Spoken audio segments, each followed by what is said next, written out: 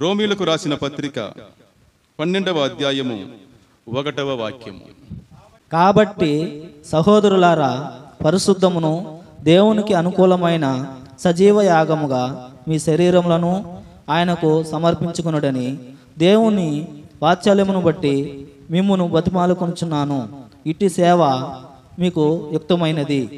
ఈరోజు ఆదివారం ప్రపంచమంతా కోట్లాది మంది ప్రజలు ఏం చేస్తున్నారు? తండ్రి అయిన దేవుని, ప్రభు అయిన యేసుక్రీస్తుని సంతోషంగా ఆరాధిస్తున్నారు. ఈరోజు యేసు ప్రభు యొక్క పునరుద్ధానపు రోజు. మనం కూడా దేనికి వచ్చి ఉన్నాము? దేవుని ఆరాధించడానికి వచ్చి ఉన్నాము, సంతోషంగా ఆరాధించడానికి వచ్చి ఉన్నాము. మన ఆరాధనలో దేవుడు సంతోషిస్తున్నాడా అనేది మనం గమనించవలసిన, సమాధానం చెప్పవలసిన ప్రాముఖ్యమైన ప్రశ్న. నేను దేవుని ఆరాధిస్తున్నాను, నా ఆరాధనలో దేవుడు సంతోషిస్తున్నాడా? ప్రభువు మహిమ పొందుతున్నాడా? ఆరాధన ఎవరికి చేస్తున్నాము? దేవునికి చేస్తున్నాము. మనం ఎవరికి ఆరాధన చేస్తున్నామో అతను మన ఆరాధనను సంతోషంగా అంగీకరిస్తున్నాడా?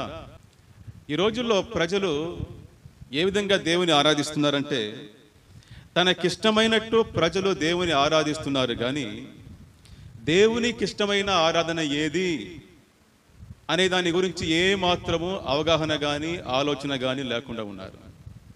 తమకిష్టం వచ్చినట్టు, తమకు నచ్చినట్టు దేవుని ఏం చేస్తున్నారు? ఆరాధిస్తున్నారు. నిజంగా దేవునికి ఇష్టమైన ఆరాధన ఏమిటి అనే విషయం పట్ల అక్కర లేకుండా ఉన్నారు. ఒక అతను చెప్పాడు, అయ్యా, నేను కోరిందన్నీ దేవుడు నా జీవితంలో చేశాడు, నేను అడిగిన వాటన్నిటిని నాకు దేవుడు చేశాడని చెప్పాడు. నేను తిరిగి అతన్ని అడిగాను, అయ్యా, మీరు కోరిందన్నీ దేవుడు చేశాడు కదా, మరి ఆయన కోరిందన్నీ మీరు చేస్తున్నారా అని అడిగాను. మీ కోరికలను, మీ తలంపులను, మీ ప్రార్థనలను దేవుడు ఆలకించి మీకు అన్ని చేశాడు కదా. అలాంటప్పుడు ఆయన కోరిక ఏమిటి? ఆ కోరికను నేను నెరవేరుస్తున్నానా అనే ఆలోచన మీకుందా అని అడిగితే ఆయన దగ్గర ముసిముసి నవ్వులే ఉండింది, కానీ సమాధానం లేదు. ఆ నవ్వులో కపటం ఉండింది, కపట నవ్వు అది. ఈ రోజుల్లో చాలామంది క్రైస్తవులు దేవుడు నాకు ఇష్టమైనది చేస్తున్నాడు, నేను కోరింది చేస్తున్నాడు అనేసి అంటున్నారు, కానీ దేవుడు కోరింది నేను చేస్తున్నానా అనే ప్రశ్నకు వాళ్ళ దగ్గర జవాబు లేదు. దేవునికి మనకు మధ్యలో సహవాసం బాగుండాలంటే మనం కోరింది ఆయన చెయ్యాలి, ఆయన కోరింది మనం చెయ్యాలి కదా. మనకిష్టమైనది ఆయన చేస్తాడు, అదేవిధంగా ఆయనకి ఇష్టమైనది మనం చెయ్యాలి. నాకు ఇష్టమైనది మాత్రం దేవుడు చెయ్యాలి, కానీ దేవునికి ఏది ఇష్టమో దాని గురించి నాకు ఎటువంటి అక్కర్లేదంటే అది నిజమైన భక్తి కాదు, అది నిజమైన విశ్వాసము కాదు, సహవాసం కాదు. కానీ దురదృష్టం, ఈ రోజుల్లో చాలా మంది క్రైస్తవులు ఆ విధంగానే ఉన్నారు. ప్రియులారా, దేవునితో మన బంధం బలపడాలంటే, ఆత్మీయ జీవితంలో మనం ఎదగాలంటే మనం చేసే ప్రతిదీ దేవునికి ఇష్టమైనదిగా ఉందా అనే దాన్ని ఒకసారి మనము పరీక్షించుకోవాలి. మనకిష్టమైనట్టుగా దేవునికి భక్తి చేయకూడదు. దేవునికి ఇష్టమైన భక్తి ఏదో దాన్ని మనం ఆయనకు ఇవ్వాలి. ఆమేన్. చాలా మంది ఏం చేస్తున్నారు? వాళ్ళకి తోచినట్టుగా, వారికి ఇష్టం వచ్చినట్టుగా, వారు సంతోషపడే విధంగా దేవునికి ఆరాధన చెల్లిస్తున్నారు, కానీ నిజంగా దేవుడు కోరే ఆరాధన ఏమిటి, ఆయనకి ఇష్టమైన ఆరాధన ఏంటి అనే దాని గురించి పట్టింపు లేకుండా ఉన్నారు.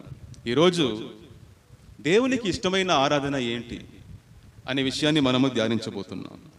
ఇక్కడ వాక్యం అంటుంది, కాబట్టి సహోదరులారా, పరిశుద్ధమును దేవునికి అనుకూలమైన సజీవ యాగముగా మీ శరీరములను ఆయనకు సమర్పించుకొనుడని దేవుని వాత్సల్యమును బట్టి మిమ్మల్ని బతిమాలుకొనుచున్నాను. ఇట్టి సేవ మీకు యుక్తమైనది. ఇక్కడ సేవ అనే పదము ఆరాధనకు సంబంధించిన పదము. సేవ అనే పదము ఇక్కడ ఆరాధనను అనగా వర్షిప్ను వ్యక్తపరిచే ఒక పదము. దేవునికి ఇష్టమైన ఆరాధన ఏంటయ్యా?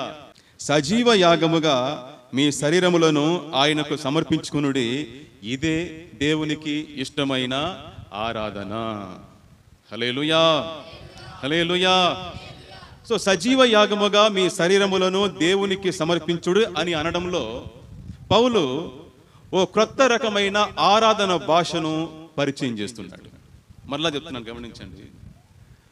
సజీవ యాగముగా మీ శరీరములను సమర్పించుకొనుడి అని అనడంలో పౌలు ఓ క్రొత్త రకమైన ఆరాధన భాషను పరిచయం చేస్తున్నాడు. ఈరోజు మనం తెలుగు భాషలో దేవుని ఆరాధిస్తున్నాం. తమిళనాడులో తమిళంలో ఆరాధిస్తున్నారు, కర్ణాటకలో కన్నడంలో ఆరాధిస్తారు, కేరళలో మలయాళంలో ఆరాధిస్తున్నారు. ఇలా ప్రపంచంలో కొన్ని వేల భాషలు ఉంది. తమ తమ భాషల్లో దేవుని ఆరాధిస్తూ ఉన్నారు. కానీ దేవునికి అర్థమయ్యే ఆరాధన భాష ఏంటి? ఏ భాషలో ఆరాధిస్తే దేవునికి అర్థమవుతుంది? ఈరోజు మనం ధ్యానించే సత్యం యొక్క సందేశం ఏమిటంటే ఆరాధన భాష. ఏంటి?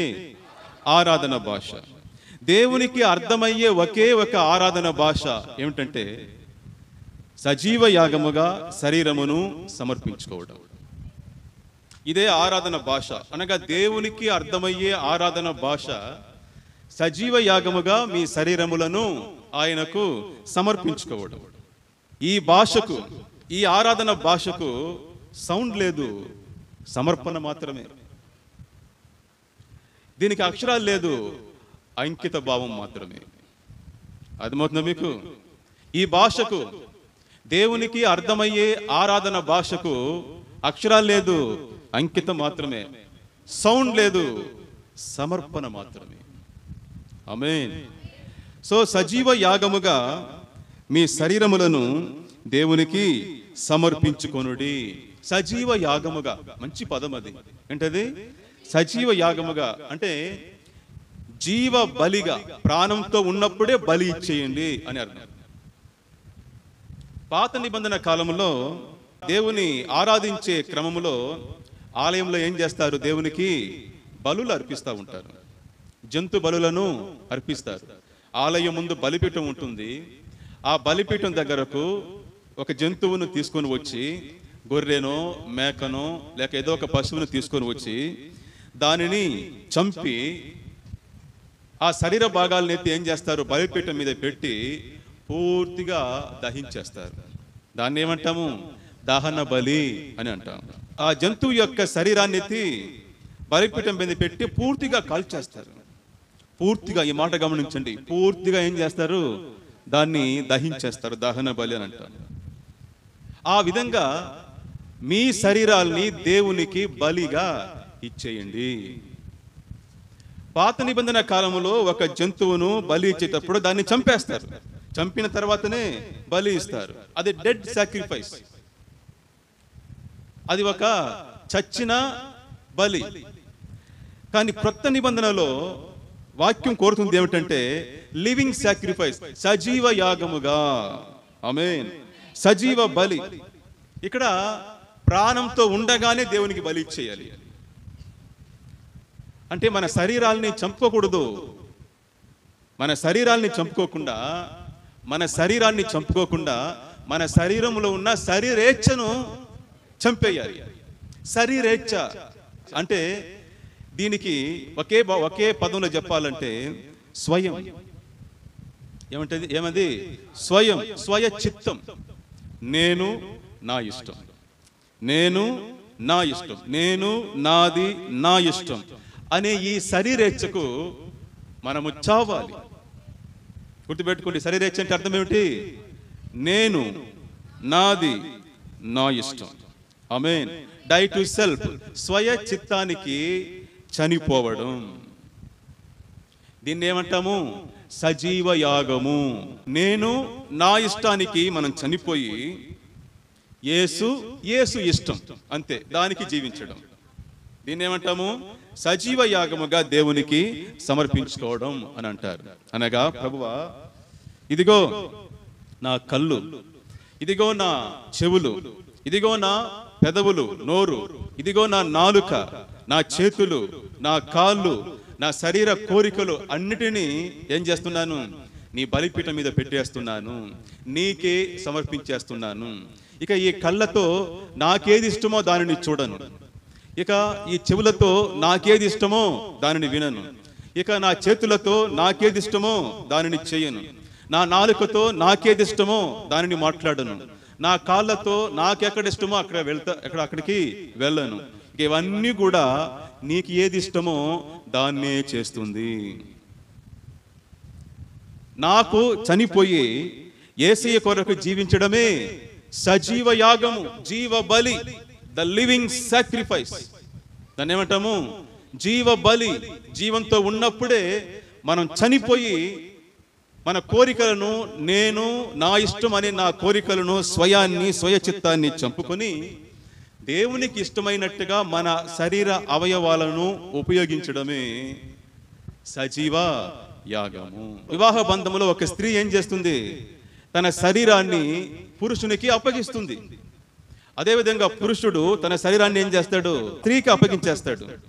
వాక్యం అంటుంది 1 కొరింథీయులకు 7:4, భర్తకే గాని భార్యకు తన శరీరం మీద అధికారము లేదు.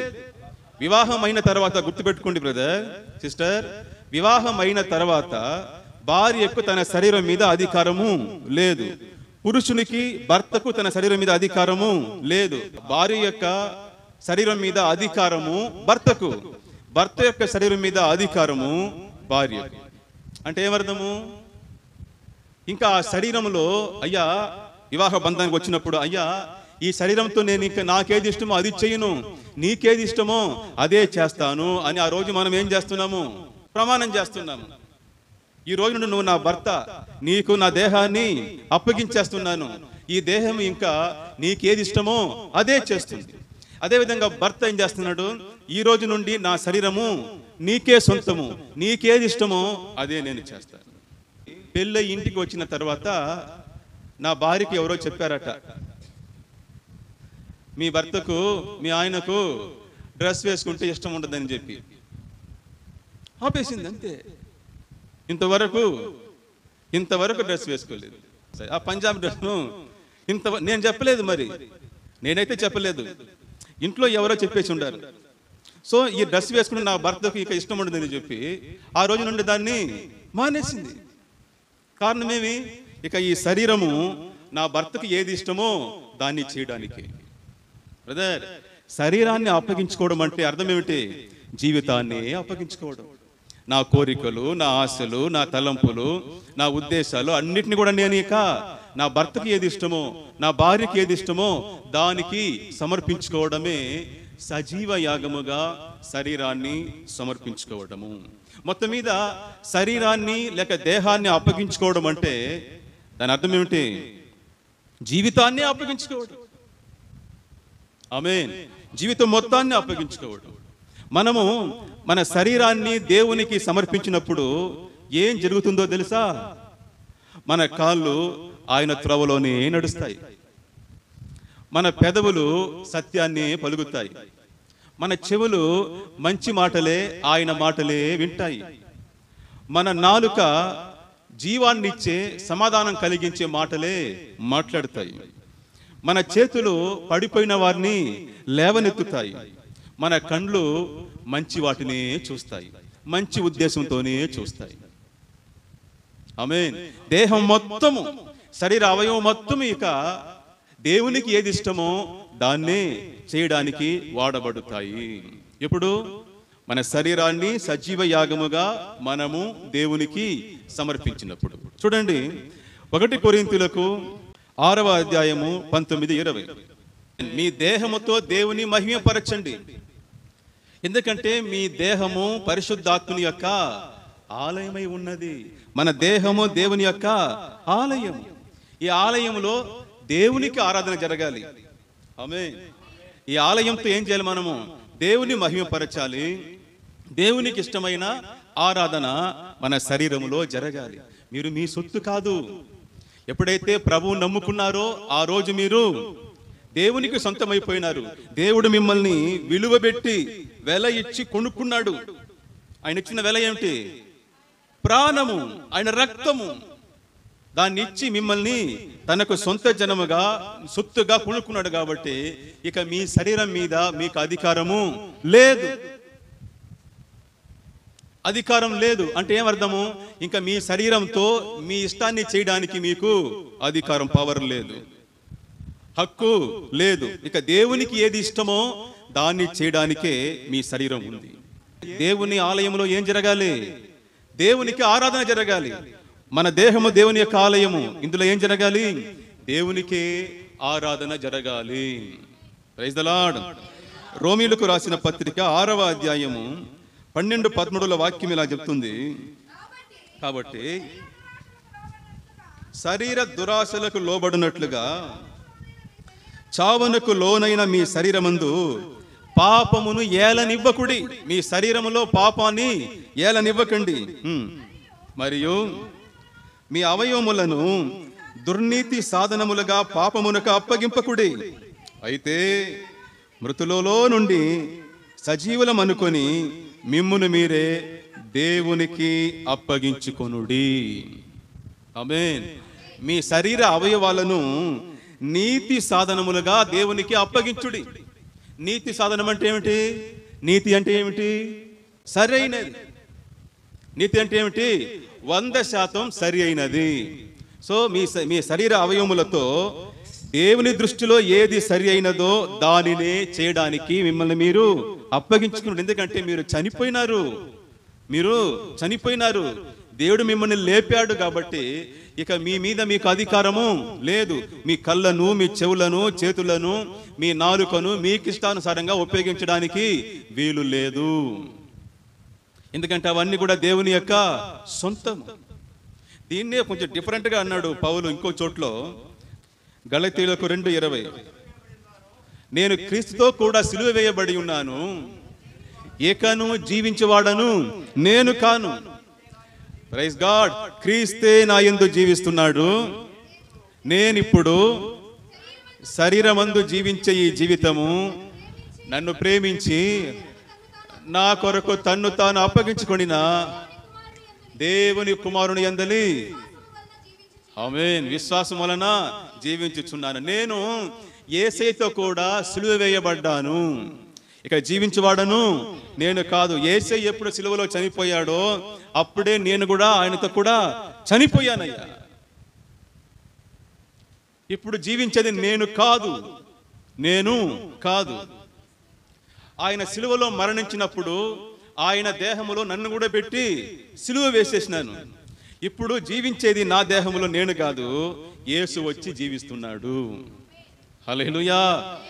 అంటే యేసుక్రీస్తు దేనికోసం చనిపోయినాడో, నా విషయంలో దేనికోసం చనిపోయినాడో దానికోసం నేను చనిపోయాను. అంటే నేను పాపం చేయడం వల్లనే నా యేసుక్రీస్తు చనిపోయాడు కదా. సో ఏ పాపమైతే నేను చేసిన, ఏ పాపమైతే నా యేసయ్యను చంపిందో, ఇక ఆ పాపాన్ని నేను చేయను. ఆ పాపానికి మూల కారణం ఏమిటి? శరీరేచ్ఛ, స్వయం, నా ఇష్టం, నాకేది ఇష్టమో అదే అనే ఈ స్వయాన్ని, శరీరేచ్ఛ నేనేం చేశాను? సిలువలో వేసి కొట్టేశాను. గలతీయులకు 5:24, క్రీస్తు యేసు సంబంధులు శరీరమును దాని ఇచ్చలతోనూ దురాశలతోనూ సిలువ వేసి ఉన్నారు. మన శరీరం యొక్క దురాశలను, శరీరేచ్ఛలను ఏం చేశాం? మనము యేసయ్యతో కూడా సిలువలో కొట్టేశాం. ఇప్పుడు జీవిస్తున్నది నాలో నా ఇష్టం కాదు, నా యేసు ఇష్టం. సో ఈ నా చేతులు, నా కాళ్ళు, నా కళ్ళు, నా శరీర భాగాలన్నీ కూడా ఇక నాకేది ఇష్టమో అది చేయని వీలు పడదు. ఎందుకు? నేను చనిపోయాను. ఇక నా యేసు ఏది ఇష్టమో అదే చేసుకుంటాడు. ఈ చేతులతో, ఈ కాళ్ళతో, ఈ జ్ఞానేంద్రియాలతో ఆయనకి ఏది ఇష్టమో అదే చేస్తాడు. ఏంటిది? సజీవ యాగము, జీవ బలి. హల్లెలూయా. జీవ బలి అంటే ఏమిటి? ఆరాధన భాష, దేవునికి అర్థమయ్యే ఆరాధన భాష. సజీవ యాగముగా మన దేహమును, శరీరములను సమర్పించుకోవడం. సో సజీవ యాగముగా శరీరాన్ని సమర్పించుకునే ఈ విషయానికి సరైన ఉదాహరణ మన ప్రభు అయిన యేసుక్రీస్తు. ఈ భూమి మీద ఆయన జీవించిన 33.5 సంవత్సరాలు కనీసం ఒక్కసారి కూడా తన ఇష్టాన్ని ఆయన చేసుకోలేదు. ఆయన చెప్పారు యోహాను 5:30లో, నా అంతటా నేనే ఏమీ చేయలేను. నేను వినినట్టుగా తీర్పు తీర్చుచున్నాను. నన్ను పంపిన వాని చిత్త ప్రకారమే చేయగోరుదును గాని నా ఇష్ట ప్రకారము చేయగోరను. హల్లెలూయా. ఇంకా 6:38, నా ఇష్టమును నెరవేర్చుకున్నటకు నేను ఈ భూమి మీదకి రాలేదు, నన్ను పంపిన వాని చిత్తము నెరవేర్చుటకే పరలోకము నుండి దిగి వచ్చి తిని. హల్లెలూయా. యేసయ్య అంటున్నాడు, నేను ఎందుకు ఈ లోకానికి వచ్చాను? నా ఇష్ట ప్రకారం జీవించడానికి కాదు, నా ఇష్టాన్ని చేయడానికి కాదు, నా తండ్రికి ఏది చిత్తమో, దేవునికి ఏది ఇష్టమో దానిని చేయడానికే నేను ఈ లోకానికి వచ్చాను. పరలోకము నుండి ఈ లోకానికి దిగి వచ్చాను. సో నా ఇష్ట ప్రకారం చెయ్యగోరను. ఆ మాట గమనించాలి. నా ఇష్ట ప్రకారం చేయడానికి నేను కోరుకోను. నా తండ్రికి ఏది ఇష్టమో అదే చేయడానికి నేను కోరుకుంటాను. దానికే నా దేహాన్ని, నా జీవితాన్ని అంకితం చేశాను. బ్రదర్, యేసయ్య ఇష్టం ఏదైనా తప్పుగా ఉంటుందా బ్రదర్? యేసుక్రీస్తు అంటున్నాడు, నా ఇష్ట ప్రకారం చెయ్యగోరను అని అంటున్నాడు. అలా అన్నప్పుడు యేసయ్య ఇష్టం ఏమైనా తప్పుగా ఉంటుందా? ఆయన ఇష్టంలో, ఆయన కోరికలో పాపం ఉంటుందా, చెడు ఉంటుందా? యేసయ్య ఇష్టము ఎప్పుడు కూడా మంచిదే, సరైనదిగా ఉంటుంది. కానీ యేసయ్య అంటున్నాడు, అది మంచిదైనప్పటికీ, నా ఇష్టము, నా చిత్తము, నా కోరిక మంచిదైనప్పటికీ దాని ప్రకారం చెయ్యగోరను. నా తండ్రికి ఏది చిత్తమో దాన్నే నేను చేస్తాను. బ్రదర్, ఇదే సజీవ యాగముగా జీవితాన్ని లేక శరీరాన్ని దేవునికి సమర్పించడం అంటే. హెబ్రీయులకు రాసిన పత్రిక 10వ అధ్యాయము 5:7 యేసు ప్రభు ఒక మాట అంటారు. కాబట్టి ఆయన ఈ లోకమందు ప్రవేశించినప్పుడు ఈలాగ చెప్పాడట. యేసు ప్రభు ఈ లోకంలోనికి ఎంటర్ అయినప్పుడు ఈ విధంగా చెప్పినాడంట దేవుని చూసి. ఏం చెప్పాడట? 7వ వాక్యము, అప్పుడు నేను గ్రంథపు చుట్టలో నన్ను గూర్చి వ్రాయబడిన ప్రకారము దేవా నీ చిత్తము నెరవేర్చుటకు ఇదిగో నేను వచ్చి ఉన్నాను. హల్లెలూయా. ఈ లోకంలోనికి యేసు ఎంటర్ అయినప్పుడు దేవుని చూసి ఏమన్నాడో తెలుసా? అయ్యా, నాకొక దేహాన్ని ఇచ్చావు, నాకొక 5వ వాక్యం అంటాడు, నాకొక శరీరమును అమర్చితివి, ఈ శరీరాన్ని నేను ఉపయోగించుకొని నా గురించి నీ గ్రంథములో ఏమి రాయబడి ఉందో లేఖనాల్లో దానిని చేయడానికి వచ్చి తిని. యేసు మాత్రమే కాదు, మనందరం కూడా ఈ లోకంలోనికి ఎందుకు వచ్చాము?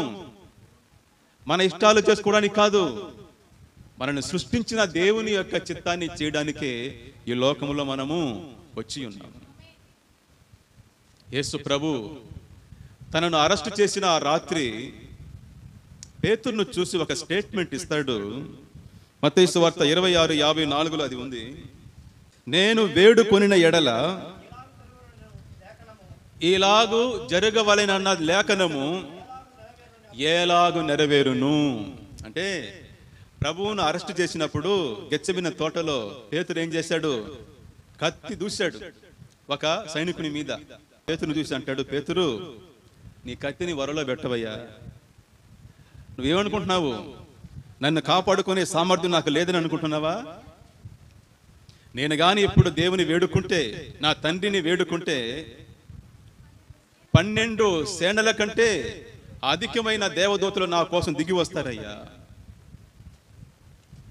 12 సేన వ్యూహం అంటే ఎంత? 72,000 మంది. 72,000 మంది దేవదూతలు దిగి వస్తారు. పరలోకం నుండి డైరెక్ట్గా దిగి వస్తారు నన్ను కాపాడేదానికి. కానీ నేను అలా వేడుకుంటే ఈలాగు నెరవేరవలను అన్న లేఖనాలు దేవుని చిత్తము ఏలాగు నెరవేరుతుంది? నన్ను నేను కాపాడుకుంటే, నా స్వార్థం చూసుకుంటే, నా ఇష్టాన్ని చూసుకుంటే ఇలా నెరవేరాలి, నేను సర్వ మానవాళి కొరకు సిలువలో మరణించాలన్న నా తండ్రి చిత్తము ఎలా నెరవేరుతుంది? దాన్ని ఎవరు నెరవేరుస్తారు? కాబట్టి నన్ను కాపాడుకునే సామర్థ్యం ఉన్నా, నేను వేడుకుంటే నా తండ్రి ఆ ప్రార్థనను ఆలకించి నన్ను కాపాడే అవకాశం నాకు ఉన్నా కూడా సరే, నా తండ్రి చిత్తం కొరకు, ఆయన లేఖనాల కొరకు నన్ను నేను అవమానానికి, నిందకు, మరణానికి అప్పగించుకుంటున్నాను. Praise the lord. ఏం సమర్పణ అది? దాన్ని ఏమంటాము? ఆరాధన భాష అని అంటాం. సజీవ యాగముగా దేవునికి శరీరాన్ని సమర్పించుకోవడం. యేసయ్య చెప్తున్నాడు, నేను అలా వేడుకుంటే, నేను నా ఇష్టాన్ని చూసుకుంటే, నా మేలు చూసుకుంటే, లేఖనాల్లో వ్రాయబడిన ఈ కార్యము ఎలాగూ నెరవేరును. బ్రదర్, ఈ ప్రశ్నను మనము ప్రతి ఒక్క సందర్భంలో సంధించుకోవాలి మనకు మనమే. ఎలా? భార్యగా నేను నా భర్తకు లోబడకపోతే, బాగా గమనించండి, భార్యగా నేను నా భర్తకు లోబడకపోతే, భార్యలారా మీ భర్తలకు లోబడి ఉండు అనే లేఖనము ఎలాగ నెరవేరును? నేను గాని నా భార్యను ప్రేమించకపోతే, భర్తలారా మీ భార్యలను ప్రేమించుడి అన్న లేఖనము ఎలాగ నెరవేరును? నా తండ్రికి తల్లికి నేను లోబడకపోతే, పిల్లలారా మీ తల్లిదండ్రులకు లోబడి ఉండు అన్న దేవుని లేఖనము ఎలాగ నెరవేరును? నేను నా దేహాన్ని నా ఇష్ట ప్రకారం వాడితే, మీ దేహముతో దేవుని మహిమపరచుడి అన్న లేఖనము ఎలాగ నెరవేరును? ఒక స్త్రీని నేను తప్పుడు చూపుతో చూస్తే, అలా చూడడం వ్యభిచారం అన్న దేవుని యొక్క మాట ఎలాగూ నెరవేరును? ఎలాగూ నెరవేరును? ఇలా ఒక్కొక్క సందర్భములో ఈ ప్రశ్నను మనం సంధించుకోవాలి. నేను ఇలా చేస్తే, నేను ఇలా మాట్లాడితే, నేను ఇలా చూస్తే, నేను ఇలా క్షమించకపోతే, నేను ఇలా ప్రేమించకపోతే, మీ శత్రువులను ప్రేమించుడి అన్న లేఖనము ఎలా నెరవేరుతుంది? మీకు కీడు చేసిన వారిని క్షమించుడి అన్న మాట ఎలా నెరవేరుతుంది? సో దేవుని లేఖనము నెరవేరునట్లు నా జీవితంలో నా అహాన్ని, నా యొక్క అహాన్ని, స్వయాన్ని నేను చంపుకుంటాను. దేవుని బలిపీఠం మీద పెట్టి దహించేస్తాను. ఈగో, అహం అంటే ఏమిటి? ఈగో. ఈగోలో ఈయన ఏం చేయాలి? గో చేయాలి. ఆ బొమ్మ బలి వేసిందారు, మనం చూశాను. ఈగో ఉంటుంది. ఈగో, ఈ జీవో, గో ఉంటుంది. ఆ ఈ పక్కన వ్యక్తి నిలబడి ఆ ఈని తంతా ఉంటాడు. అంటే ఈ నువ్వు పో, ఈ గో, ఈగో, ఈ గో అంటే ఏమర్థం అంటే, ఈగో అంటే అహము, స్వయము, ప్రిస్టేజ్, దాన్ని వెళ్ళిపో అంటున్నాడు. ప్రియులారా, నేను ఇలా చేస్తే లేఖనం ఎలా నెరవేరుతుంది అనే ప్రతి సందర్భంలో మనం ఒక ప్రశ్న వేసుకొని, ప్రతి శోధనలో ఒక ప్రశ్న వేసుకొని మనం జీవించగలిగితే నిజంగా అది దేవునికి ఇష్టమైన ఆరాధన అవుతుంది.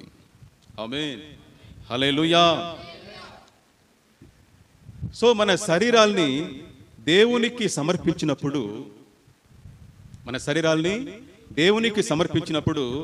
ప్రతిరోజు, ఈ మాట గమనించండి, ప్రతిరోజు ఒక ఆరాధన అనుభవం అవుతుంది. దేవుడు ఆదివారం మాత్రం ఆరాధనను కాదు, అనుదినం ఆరాధనను కోరుకుంటున్నాడు మన జీవితాల నుండి.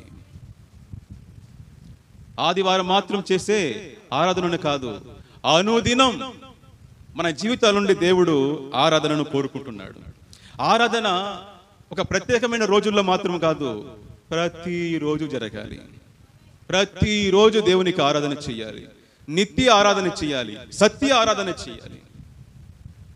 యేసు ప్రభు చెప్పారు, యోహాను సువార్త 4వ అధ్యాయము 23-24లో, అయితే యథార్థముగా ఆరాధించువారు ఆత్మతోనూ సత్యముతోనూ తండ్రిని ఆరాధించు కాలము వచ్చుచున్నది, అది ఇప్పుడును వచ్చేయున్నది.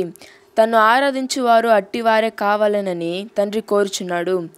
దేవుడు ఆత్మ గనుక ఆయనను ఆరాధించువారు ఆత్మతోనూ సత్యముతోనూ ఆరాధింపవలెననెను. దేవుడు ఆత్మ గనుక ఆయన ఆరాధించేవారు ఆత్మతోనూ సత్యముతోనూ ఆరాధించాలి. తను ఆరాధించేవారు అట్టివారే కావాలని తండ్రి కోరుచున్నాడు. తండ్రికి ఇష్టమైన ఆరాధన ఏమిటి? ఆత్మతో సత్యముతో ఆరాధించడం. బ్రదర్ సిస్టర్, బాగా గమనించండి. సోమవారం నుండి శనివారం వరకు నీ ఇష్ట ప్రకారం జీవించేసి ఆదివారం వచ్చి ఆరాధన చేస్తే అది ఆత్మతో సత్యముతో చేసే ఆరాధన కాదు.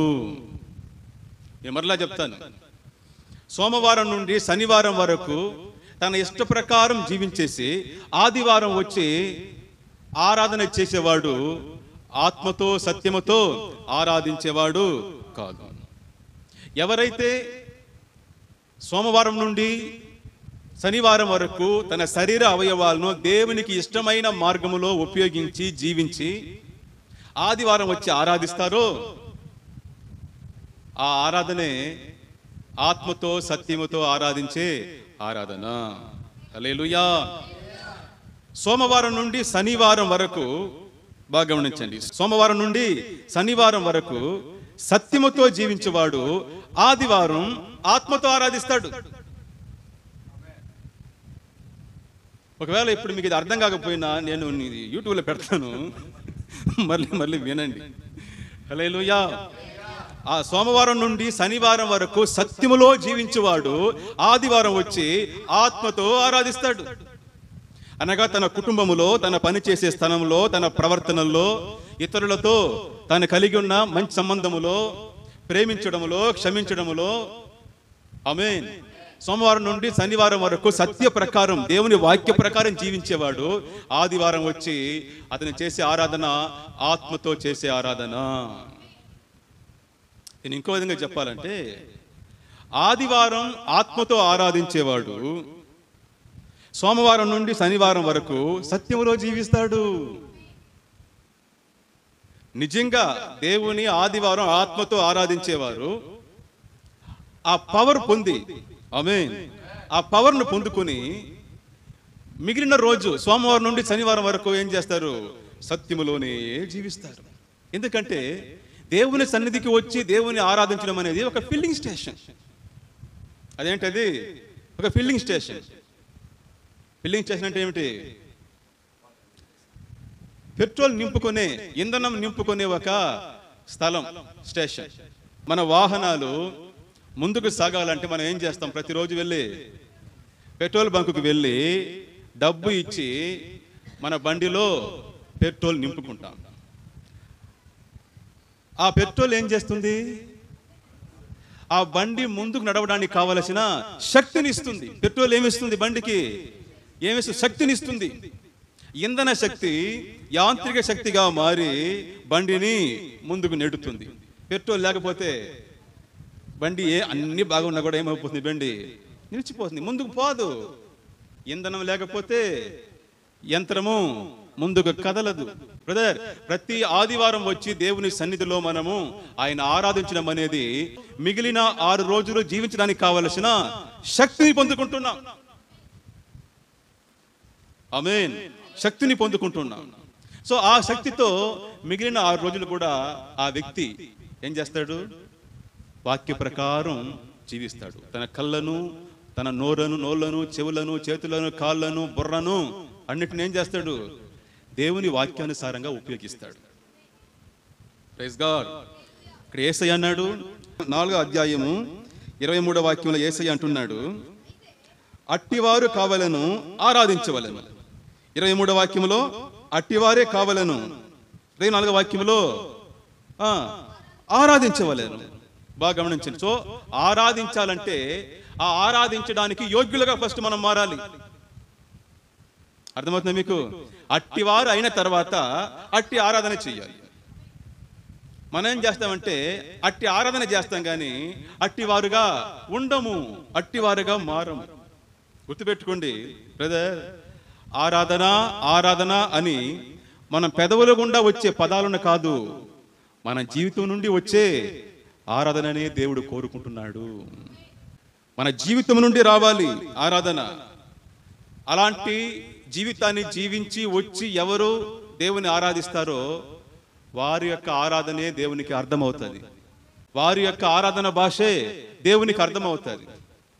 అలా కాకుండా నువ్వు ఎంత ఇంపుగా దేవుని ఆరాధించినా, ఎంత గొప్పగా పాటలు పాడినా, ఎంత స్వీట్గా మ్యూజిక్ వాయించినా అర్థం కాలేదురా, అర్థం కాలేదంటాడు దేవుడు. నువ్వు ఏం చెప్తున్నావు నాకు అర్థం కావడం లేదు. ఒక సహోదరి చెప్పారు, బ్రదర్ మీ వాక్యం వినడానికి నాకు చాలా ఇష్టము, కానీ మీరు తెలుగులో చెప్తారు, కొంచెం పెట్టుకుంటాను, ఏమీ అర్థం కాదు బ్రదర్, బోర్ కొడుతుంది, ఆపేస్తాను. భాష అర్థం కాకపోతే, అర్థం కాని భాష వ్యర్థము, అర్థం కాని భాష బోర్ కొడుతుంది, విసుగు పుట్టిస్తుంది. చాలా మంది ఈరోజు క్రైస్తవులో దేవునికి విసుగు కలిగించి ఆరాధన చేస్తున్నారు. వారు అనుకుంటున్నారు మనం బాగా ఆరాధన చేస్తున్నాం అనేసి, కానీ దేవునికి ఆ భాష అర్థం కావడం లేదు. భార్యాభర్తలు ఎప్పుడు చూసినా గొడవలు వేసుకుని వచ్చి మందిరంలో వచ్చి హల్లెలూయా హల్లెలూయా అని అంటే ఆ హల్లెలూయా భాష దేవునికి అర్థం కాదు. తల్లిదండ్రులకు లోబడకుండా, వారి మాటలు వినకుండా యవ్వన బిడ్డలు తమ ఇష్ట ప్రకారం జీవించేసి వచ్చి ఆరాధన ఆమేనంటే ఆ ఆరాధన దేవునికి అర్థం కాదు, విసుగు పుట్టిస్తుంది ఆయనకు. నువ్వు చేసే పనిలో నమ్మకంగా లేకుండా, మీ అధికారిని మోసం చేస్తూ నువ్వు పని చేస్తే గుర్తుపెట్టు, అలా పని చేసేసి వచ్చి నువ్వు దేవుని ఆరాధిస్తే ఆ ఆరాధన దేవునికి అర్థం కాదు. మనసులో నీ బంధువుల మీద, నీ తోటి సోదరుల మీద మనస్పర్ధలు పెట్టుకొని వచ్చి నువ్వు దేవుని హల్లెలూయా ఆరాధన అంటే ఆ భాష దేవునికి అర్థం కాదు. యేసయ్య చెప్పారు మత్తయి సువార్త 5:23-24లో, కావున నువ్వు వచ్చి ఆరాధన చేసేటప్పుడు మీ సోదరుని మీద విరోధం ఏమైనా కలదా అని అక్కడ నీకు జ్ఞాపకం వస్తే నీ పాటలు నీ ఆరాధన మానేసి మొదట వెళ్ళి నువ్వు ఎవరితో గొడవపడి ఉన్నావో వారితో సమాధాన పడు. ఆ తర్వాత వచ్చి నాకు ఆరాధన చెయ్యి, అప్పుడు నేను దాన్ని అంగీకరిస్తాను. ఆ భాష నాకు అర్థమవుతుంది, లేకపోతే నీ భాష నాకు అర్థమై సావదు. సో ఇతరులతో నువ్వు మనస్పర్ధలతో ఉండి దేవుని ఆరాధిస్తే గుర్తుపెట్టుకోండి, ఆ ఆరాధన దేవునికి అర్థము కాదు, ఆ భాష అర్థం కాదు, దేవునికి విసుగు పుట్టిస్తుంది. బ్రదర్, భాష అర్థం అవ్వకపోతే మనము వారితో సహవాసము చేయలేము. ఇద్దరు భాషలు ఒకరి భాషలు ఒకరు అర్థమైతేనే అక్కడ ఒక ఫ్రెండ్షిప్ అనేది కుదురుతుంది, సహవాసం చేయగలరు. లేకపోతే అరే పోరా నీ భాష అర్థం కలదు నాకు అనేసి ఏం చేస్తామో వచ్చేస్తాం. ఈరోజు చాలా మంది క్రైస్తవులు దేవుని బిడ్డలో దేవునికి అర్థం కాని భాషలో, దేవునికి విసుగు పుట్టించే భాషలో దేవుని ఆరాధిస్తున్నారు. అంటే ఏమిటి?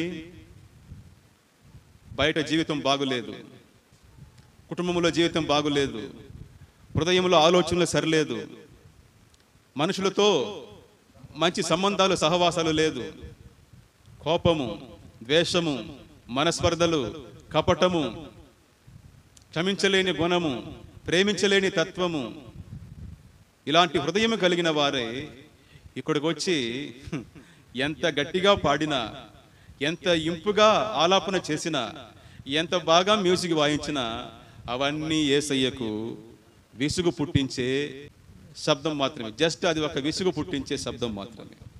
అనుదిన జీవితంలో మన ప్రవర్తన విధానమే ఆదివారం మనం చేసే ఆరాధనను దేవునికి అర్థమయ్యేటట్లు చేస్తుంది. ఇంకోసారి చెప్పనా, చాలా ముఖ్యమైన విషయాలు ఇవన్నీ. అనుదిన జీవితంలో మన ప్రవర్తన విధానమే ఆదివారం మనం చేసే ఆరాధనను దేవునికి అర్థమయ్యేటట్లు చేస్తుంది. బ్రదర్, మీరు చేసే ఆరాధన దేవునికి అర్థమవుతుందా? మీ భాష దేవునికి అర్థమవుతుందా? మీరు చేసే ఆరాధనలో దేవుడు ఇష్టపడుతున్నాడా, సంతోషిస్తున్నాడా, మహిమ పొందుతున్నాడా? లేకపోతే ఎలా దీవించగలడు, ఎలా ఆశీర్వదించగలడు? ఆరాధన మిమ్మల్ని సంతోషపెట్టుకోవడానికి కాదు, దేవుని సంతోషపెట్టేదానికి. వాక్యం అంటుంది, రోమా 12:1 వస్తాము, సహోదరులారా, పరిశుద్ధమును దేవునికి అనుకూలమైనది ఈ ఆరాధనే.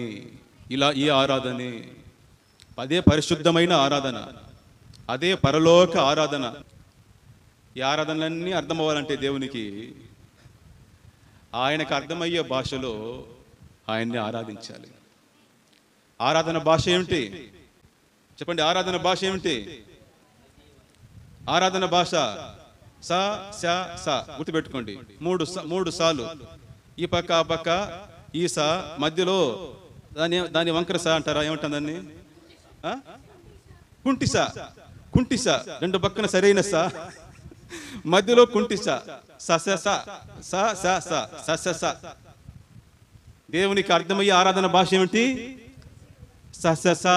చెప్పండి చెప్పండి బ్రదర్. స అంటే ఏమిటి?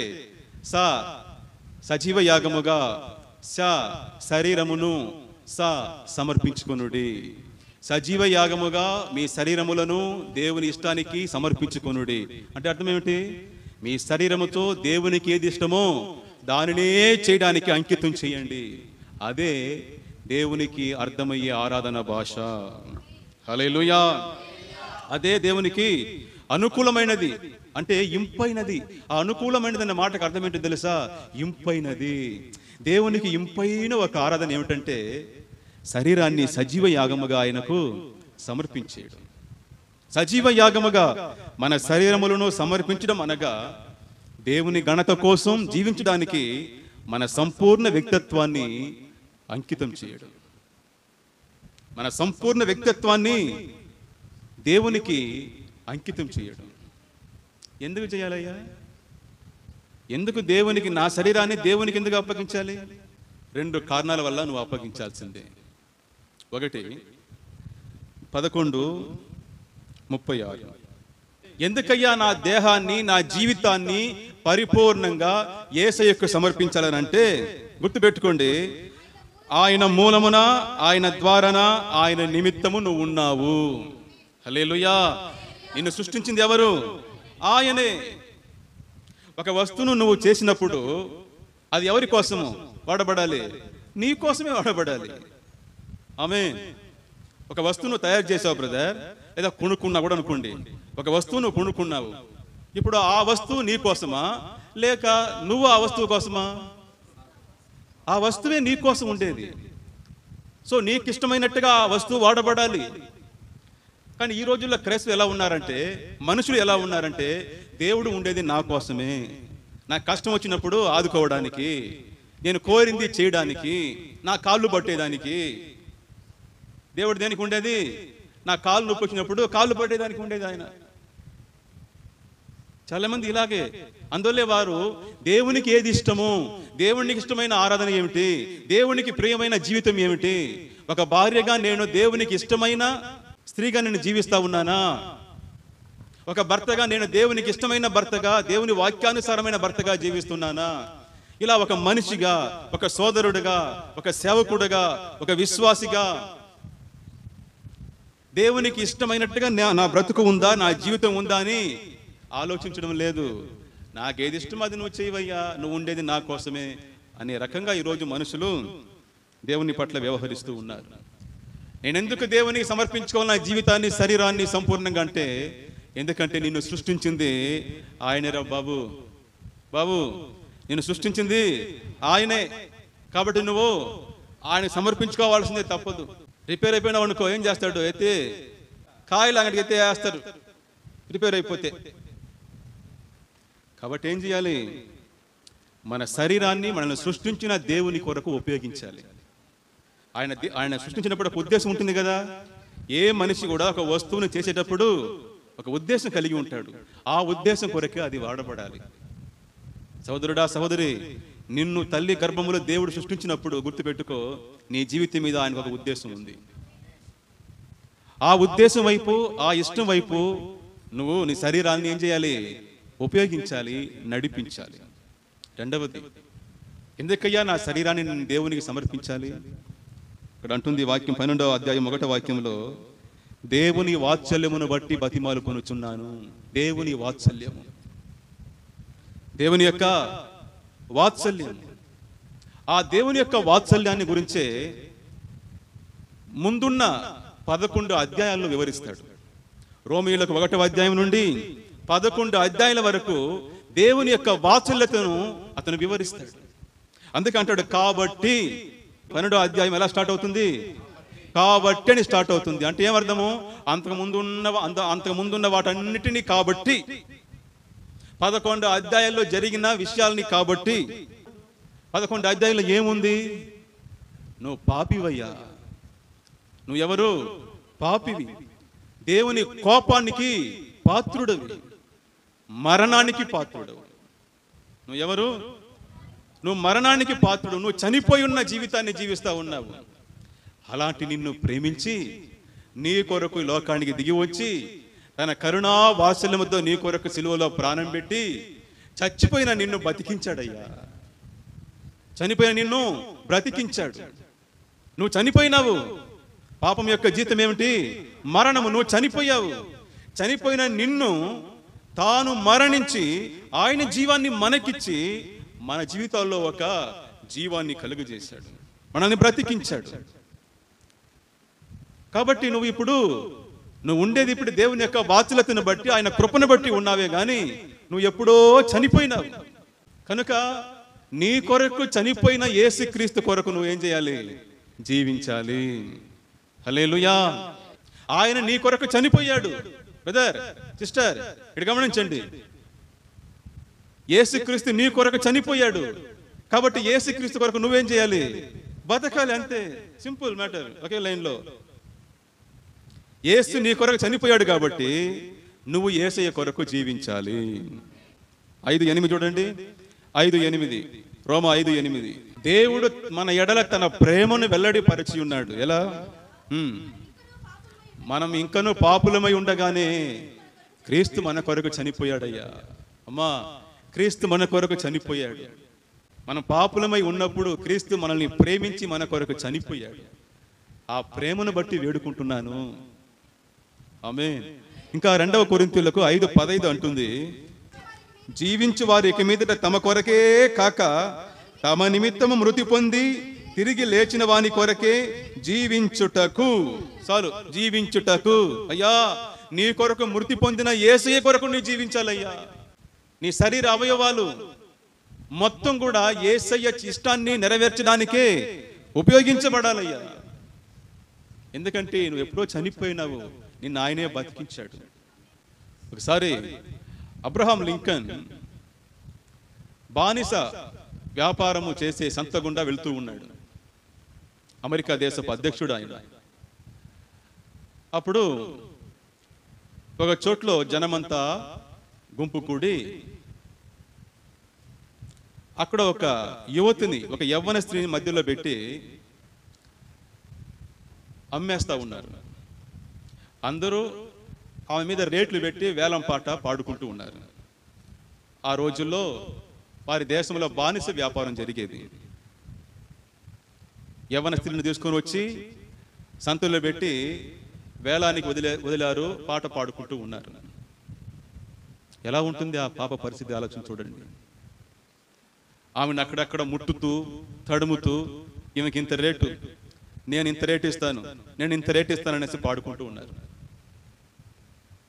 బానిసగా ఆమె ఇంకా కొద్ది క్షణాల్లో ఆమె ఎవరు ఎక్కువ రేటు ఇస్తారో వారింటికి బానిసగా వెళ్ళిపోతుంది. జీవితాంతం ఇంకా ఆమె బానిసే. ఆమెను మనిషిగా చూడరు. ఆమె ఎటువంటి స్వేచ్ఛ ఉండదు. ఆమె ఇష్టాలకి ఎటువంటి ప్రాముఖ్యత ఉండదు. ఒక పశువులాగా, ఒక జంతువులాగా వాళ్ళ ఇంట్లో వెట్టి చాకిరీ చేసి జీవితాంతం అలా గడపాల్సిందే, అలా చేసి చావాల్సిందే. తను ఏడుస్తూ, కృంగిపోతూ, బాధపడుతూ, మనిషిగా ఎందుకు పుట్టానా అని ఆమె రోదిస్తూ నిలబడి ఉంది వారి మధ్యలో. ఆ దృశ్యాన్ని చూసి అబ్రహాం లింకన్ చలించిపోయాడు. ఎక్కువ ఆ వేలంలో ఎక్కువ రేటు పెట్టి పాడి ఆమెను తనకు సొంతం చేసుకుని తీసుకుని పోతున్నాడు. తన ఇంటికి తీసుకుని వెళ్ళి ఆ పాపతో చెప్పాడు, అమ్మా, నువ్వు ఇక్కడ బానిసవు కాదు, నీకు ఇక్కడ పూర్తి స్వేచ్ఛనిచ్చేస్తున్నాను, నీకు స్వాతంత్రం ఇస్తున్నాను అని ఆయన అన్నప్పుడు ఆ పాప అనిందట, ఆ యువతి అనిందట, అట్టయితే సార్, నాకు ఎక్కడ ఇష్టమో అక్కడ వెళ్ళిపోవచ్చునా? ధారాళంగా వెళ్ళిపోవచ్చమ్మా. నాకు ఇష్టమైన డ్రెస్ నేను వేసుకోవచ్చునా? నువ్వు వేసుకోవచ్చమ్మా. నీకు ఏది ఇష్టమో అది నువ్వు చేసుకోవచ్చు. నువ్వు నాకు బానిసవు కాదు, నువ్వు స్వతంత్రురాలివి, నీకు స్వేచ్ఛని ఇస్తున్నాను అన్నాడు. ఆ పాప కన్నీళ్లు కారుస్తూ కృతజ్ఞత భావంతో చెప్పింది, అయ్యా, నా జీవితాంతం నేను నీ వెంటే వస్తాను, నీకే సేవ చేస్తాను. స్వేచ్ఛాపూర్వకమైన వాతావరణంలో నేను నీకే సేవ చేస్తానని అని చెప్పి తన జీవితాన్ని అబ్రహాం లింకన్కి సమర్పించుకుంది. ఆయన సేవకే సమర్పించుకుంది. ఎందుకంటే నేను వేరెక్కడికైనా బానిస వెళ్ళుంటే నన్ను ఒక మనిషిగా కూడా చూసుండరు అయ్యా. నా జీవితం ఒక అల్పకాల జీవితంగా మారిపోయి ఉండేది. వారి దెబ్బలు తింటూ, వారి దగ్గర అవమానాలు పడుతూ, ఒక పశువులా జీవించవలసిన దాన్ని తీసుకుని వచ్చి నీ ఇంటిలో ఒక కూతురులాగా నాకు స్వేచ్ఛనిచ్చావే, కాబట్టి అలాంటి నీకే నేను సేవ చేసి బతికిపోతానయ్యా. హల్లెలూయా. ప్రియులారా, మనం కూడా మన దేవునికి ఆ విధంగా సమర్పించుకోవాలి. సాతాను, పాపము మనల్ని పాపపు సంతులో పెట్టి మన జీవితాన్ని నాశనం చేస్తూ ఉండింది. అలాంటప్పుడు యేసు వచ్చాడు, తన ప్రాణాన్ని వెలగా ఇచ్చి మనల్ని కొనుక్కున్నాడు. కొనుక్కొని మనకి స్వేచ్ఛనిచ్చాడు, స్వాతంత్రం ఇచ్చాడు. ఆ స్వాతంత్రాన్ని మనం ఏం చేయాలి? ఆయనకే అప్పగించుకోవాలి. ఆమేన్. నా జీవితం ఇక నీకేనయ్యా. హన్నా వెళ్ళి ప్రార్థన చేసింది దేవుని సన్నిధిలో. దేవా, సైన్యములకు అధిపతియగు యెహోవా, నాకు ఒక బిడ్డనివ్వయ్యా, ఆ బిడ్డను నీకే ఇచ్చేస్తాను చెప్పినట్టుగా పౌలు మరిచిన వెంటనే హన్నా ఏం చేసింది? సమూయేలుని తీసుకొని వచ్చి దేవుని సన్నిధిలో వదిలేసింది. వీడిని ఇచ్చింది నువ్వే, వీడు నీకే సొంతం. మనల్ని ఇచ్చింది, నీ శరీరాన్ని ఇచ్చింది నీకెవరు? దేవుడు. ఆ శరీరం దారి తప్పిపోయినప్పుడు మరలా దాన్ని కాపాడుకునేది ఎవరు? దేవుడు. నిన్ను సృష్టించింది ఆయనే, నిన్ను రక్షించింది కూడా ఆయనే. బ్రదర్, నిన్ను సృష్టించిన వాడు ఆయనే. నువ్వు దారి తప్పి పాపంలో పడి మరణించినప్పుడు నిన్ను రక్షించింది కూడా ఆయనే. నిన్ను సృష్టించాడు, రక్షించాడు. కాబట్టి నువ్వు ఆయనకే నీ జీవితాన్ని సమర్పించుకోవాలి. ఇదే దేవునికి ఇష్టమైన ఆరాధన. ఇదే దేవునికి అనుకూలమైన ఆరాధన. దేవునికి అర్థమయ్యే భాష ఇదే. మనం ఎంత టిప్పు టాప్గా డ్రెస్ వేసుకొని మంచి మంచి స్వరాలతో పాట పాడి గమకాలు లాగి మ్యూజిక్ బ్రహ్మాండంగా పెట్టి ఎన్ని గోల చేసి ఏల వేసి ఆరాధన చేసినా దేవునికి అది అర్థం కాదు. ఒకరోజు నేను మందిరం ముందు కూర్చొని వాక్యం ధ్యానిస్తూ ఉన్నాను. ఎవరో ఒక అతను డ్రెస్ సరిగా లేదు, పొట్టిగా ఉన్నాడు. ఇక్కడ నుండి చూడడానికి కొంచెం మైండ్ తిరిగిన వాడుగా అనిపిస్తున్నాడు నాకు. ఆ గేట్ ఓపెన్ చేసుకుని లోపలి దూసుకొని వస్తున్నాడు, కాళ్ళు ఎగేసుకుని వస్తూ ఉన్నాడు. వచ్చి పాస్టర్ గారు వందనాలు పాస్టర్ గారు అనేసి వస్తున్నాడు. నేను అనుకున్నా ఎవరో పిచ్చోడు వస్తున్నాడు, అక్కడ ఎవరో దారి తప్పి వస్తున్నాడు, ఏదో డబ్బు అడిగేదానికి వస్తున్నాడు ఏమో అని చెప్పేసి అనుకున్నాను. తన దగ్గరకు వచ్చి పాస్టర్ గారు నాకు ప్రార్థన చేయండి అని అన్నాడు. ఆయన మాటలు ఒక అంటే మంచి తెలివి ఉన్న వాని మాటలుగా నాకు అనిపించలేదు. నాకు ప్రార్థన చేయండి అన్నాడు. ఏమన్నాను? అక్కడ పడిపోయినాను, నాకు ఇట దెబ్బ తగిలింది, ఈ సైడు రక్కులో నొప్పేస్తున్నది, నాకు ప్రార్థన చేయ అని అన్నాడు. నాకు ఏమీ అర్థం కాలేదు, అతని భాష నాకు అర్థం కాలేదు, అతని వాళ్ళకం అర్థం కాలేదు. సరే రావయ్యా అని చెప్పి లోపల తొడుక్కుని వచ్చాను. ప్రార్థన చేశాను, పేరు కనుక్కొని ప్రార్థన చేశాను. ప్రార్థన అయిన వెంటనే అతని చేతిలో 20 రూపాయల డబ్బులు ఉంది. అతని చేతిలో 20 రూపాయల డబ్బులు ఉంది. తీసుకుని వచ్చి కానుక పెట్టులో వేసేసాడు.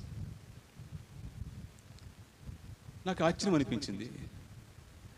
ఆ తర్వాత అతన్ని కూర్చోబెట్టి అడిగాను, నువ్వు ఎవరు, ఎక్కడి నుండి వస్తున్నావు, ఎక్కడికి పోతున్నావు అడిగితే, ఫలానా ఊరు నాది, నేను ఈ పక్క ఊరు ఉందంట, వాళ్ళ చర్చి ఉండే ఊరు, అక్కడికి పోతా ఉన్నాను, ప్రార్థన చేసుకుని వచ్చానయ్యా అని అన్నాడు.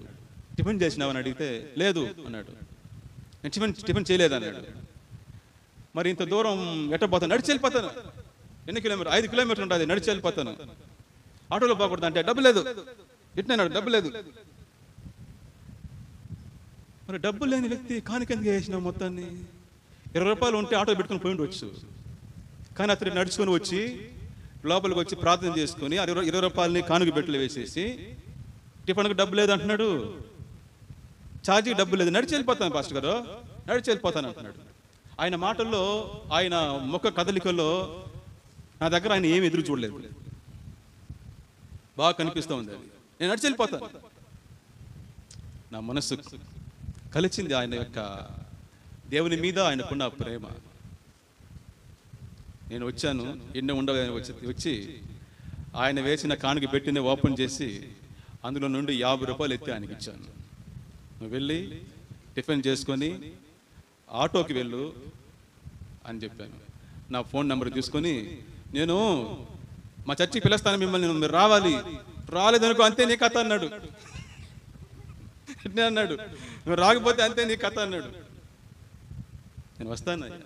కల్లా కపటం లేని ఆయన మాటలు. అది దేవుడు అన్నాడు, ఆ వ్యక్తి యొక్క ఆరాధన భాష నాకు చాలా అర్థమైందయ్యా, నాకు బాగా అర్థమయ్యింది. ఆ భాష నాకు, ఆ ఆరాధన నాకు చాలా ఇంపుగా ఉంది. నిజంగా ఆయనకి పాటలు పాడడం సరిగ్గా రాదు, మాటలు సరిగ్గా రావడం లేదు, అతనికి వాక్యం చదవడం రాదు, చదువు లేదు, పైసా డబ్బు చేతిలో లేదు. అయినా ఆ వ్యక్తి యొక్క ఆరాధన అంటే నాకు చాలా ఇష్టం అన్నాడు దేవుడు. ఆమేన్. యథార్థ హృదయముతో ఆరాధించే వారి యొక్క ఆరాధన అంటే దేవునికి చాలా ఇష్టం, చాలా ఇష్టం. సో దేవునికి అర్థమయ్యే భాషలో దేవుని మనము ఆరాధించాలి. దేవునికి అర్థమయ్యే భాష ఏమిటి? సజీవ యాగముగా శరీరాన్ని సమర్పించుకోవడం. ఈ భాషకు ఏమి లేదు, ఈ భాషకు అక్షరాలు లేదు, జస్ట్ అంకితం మాత్రమే. ఈ భాషకు సౌండ్ లేదు, సమర్పణ మాత్రమే. ప్రార్థన చేసుకుందాం.